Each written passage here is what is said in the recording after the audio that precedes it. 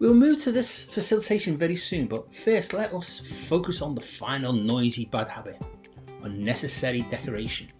The noisy bad habit of unnecessary decoration in a design or illustration is usually perpetrated by either listening too much to what the client likes, or by a lack of confidence in your own compositional choices.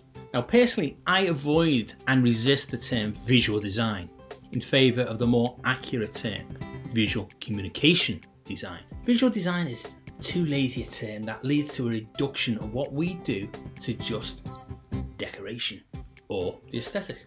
Whereas visual communication design essentially places communicating within our creative practices. The aesthetic is therefore an important hook to get the attention of our target audience. Now these hooks' effectiveness can be enhanced with careful use of semiosis.